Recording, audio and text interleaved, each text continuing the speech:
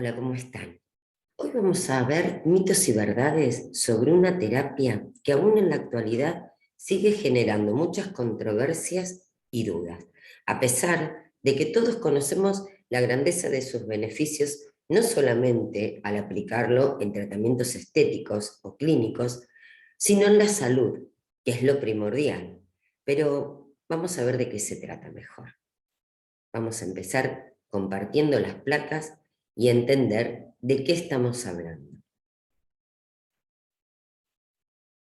Vamos a hablar y derribar mitos sobre el drenaje linfático manual. Una terapia, un masaje, unas maniobras. ¿Cómo definimos al drenaje linfático manual? En 1932, este matrimonio Boder, quienes ejercían como masajistas en las orillas de París, ¿no? Ellos estaban allí ejerciendo como masajistas y la gran mayoría de sus pacientes eran turistas con enfermedades en las vías respiratorias altas. Estas patologías, muchos de los casos eran sinusitis, se veían reflejadas en sus ganglios.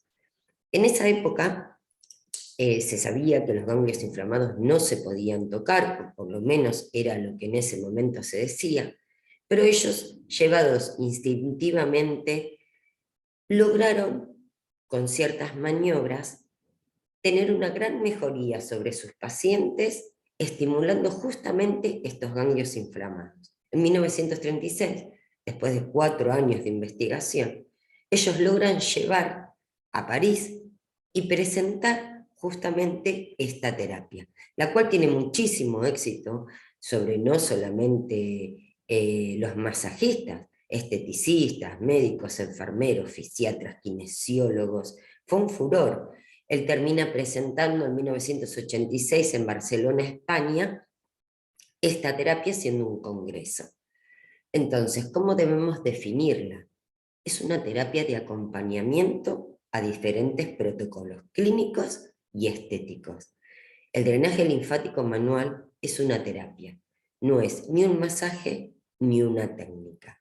Así deberíamos nosotros llamarla correctamente.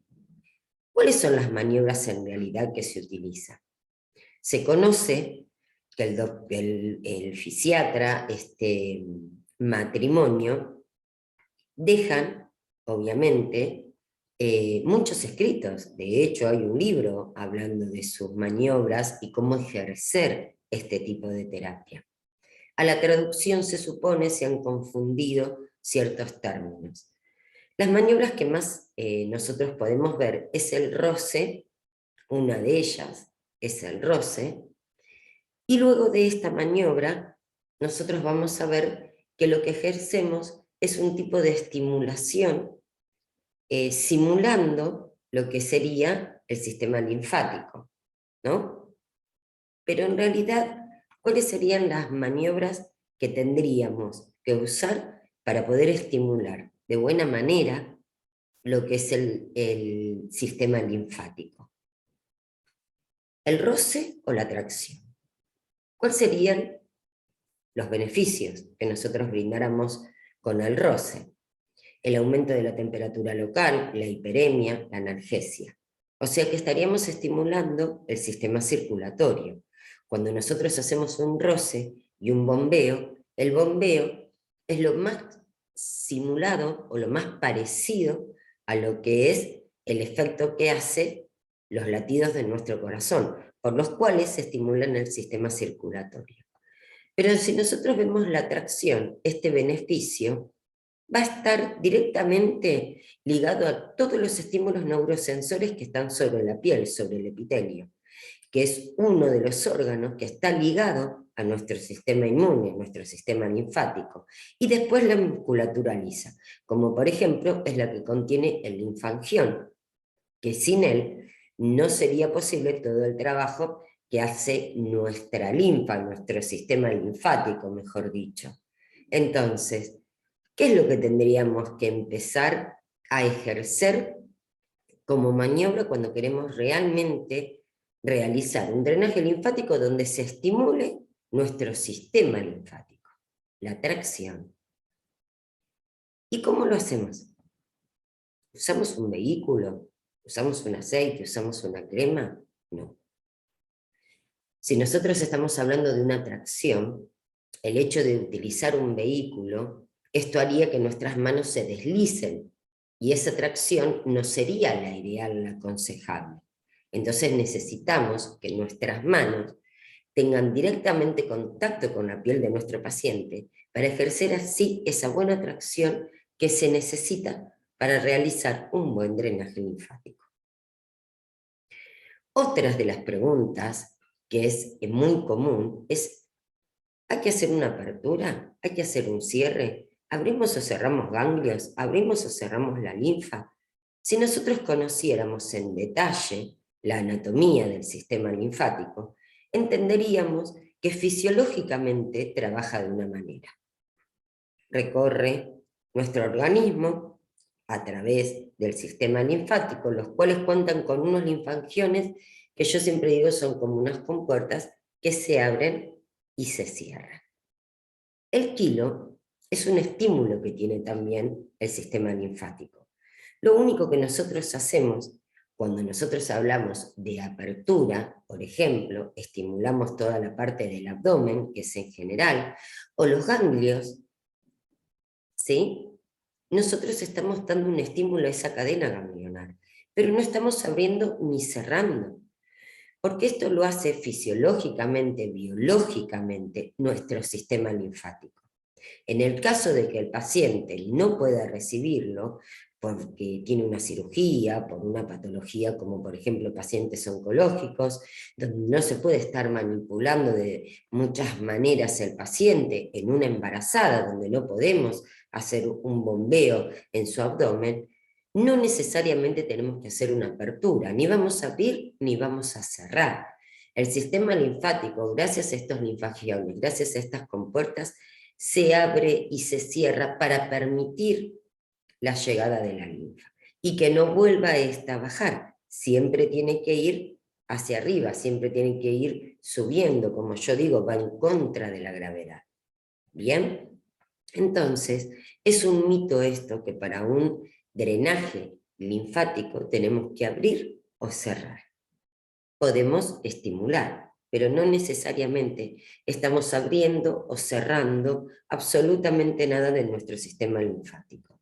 Y no nos tenemos que olvidar que nosotros solamente trabajamos en la parte superficial. Nuestro sistema linfático hace perfectamente su trabajo en lo más profundo de nuestro organismo. Otra de las preguntas más comunes: ¿se eliminan grasas por la orina? Los órganos comprometidos en este proceso, los primeros son los pulmones, que gracias a nuestra respiración permiten eliminar estas grasas. El hígado, que también tiene su proceso. El intestino, el tracto urinario, por último, y luego el sudor. Entonces, ¿realmente nosotros eliminamos grasas por la orina? Realmente, cuando estamos haciendo un drenaje linfático, lo que hacemos es eliminar todo este líquido que vaya a nuestros riñones por el tracto urinario y poder despedir grasas. Tendríamos que entender nuestra anatomía para poder afirmar todas estas cuestiones. ¿Nosotros manipulamos líquido? Esa es otra de las preguntas más normales. El capilar linfático no moviliza líquido. Absorbe proteínas, lipoproteínas, logrando reequilibrar el intersticio y liberar al medio esto. La linfa solo lleva el 10% de los líquidos el resto de estos líquidos es transportado por el sistema circulatorio. Nuestra linfa solo lleva el 10%, el resto lo que hace es absorber proteínas, lipoproteínas. Esto significa que estas partículas son mucho más grandes en tamaño que lo que puede llevar nuestro sistema circulatorio. Eso es lo que hace la linfa. Entonces, ¿por qué nosotros decimos que manipulamos líquidos? ¿Por qué orinamos más? Al estimular estos linfangiones, de lo que les hablaba hace un ratito, musculatura regida por el sistema nervioso central, llegamos al sistema nervioso parasimpático, a no solamente activar la contracción, no es que estamos activando esta contracción que hacemos, sino también la musculatura autónoma, o sea, la lisa de las vísceras, metabólica y visceral, hepática e intestinos. O sea, ¿qué estamos generando? Un estímulo neurológico. Todos sabemos que cuando nosotros podemos tener un estímulo sobre el sistema nervioso parasimpático, vamos a generar un estímulo neurológico. El ejemplo sería ver que todo nuestro organismo empiece a trabajar de una manera más armoniosa. Cuando trabajamos más armoniosamente, es donde nuestro organismo comienza a tener todo el ejercicio real que necesita para tener un buen funcionamiento del mismo. ¿Por qué orinamos más? Porque justamente llegamos a activar todo lo que tiene que ver con el tracto urinario, los riñones. Entonces nuestro organismo empieza a despedir esta parte de los líquidos, porque también vamos a ver que efectuamos un estímulo sedativo. Muchas de las personas logran tener un buen movimiento intestinal, muchas de las personas logran apaciguar dolores. Esto significa que estamos trabajando sobre el sistema nervioso parasimpático. ¿Por qué? Porque esta musculatura está regida por nuestro sistema nervioso central. Todos estos movimientos que ejerce la linfa reciben el estímulo, la orden de nuestro sistema nervioso central. Entonces ahí, ante el estímulo del drenaje linfático, es que logramos que la persona orine. Esto no significa que esté liberando grasas. Esto significa que su organismo está trabajando en armonía. Otra de las preguntas, ¿por qué sería tan importante el drenaje linfático? No solamente cuando nos derivan un paciente en la parte clínica, sino también poder usarlo en todos nuestros protocolos de trabajo facial y corporal. La linfa activa las defensas del organismo, refuerza los glóbulos blancos. El sistema linfático controla la concentración de proteínas, regula la producción de quilo, que favorece a ciertos tipos de aminoácidos. Por eso es importante ejercer y saber hacer el drenaje linfático. Por eso es importante que nosotros como profesionales expliquemos a nuestros pacientes, clientes, el beneficio de un buen drenaje linfático y poder también aplicarlo a todos y cada uno de nuestros protocolos. ¿No le molesta el drenaje postoperatorio? Por ejemplo, esa es otra de las preguntas que a mí me hacen muchísimo los alumnos. No, ni el postoperatorio ni el drenaje linfático. Ninguna de las dos debe molestar en ningún tipo de tratamiento. Las maniobras son suaves, el roce, si ustedes lo quieren ejercer como roce, estimulando más el sistema circulatorio, o porque es las maniobras que aprendieron en un principio, o la tracción como veníamos hablando recién, que puede generar una molestia en un postoperatorio debido a la cirugía, pero no es el drenaje el que debe tener esta molestia.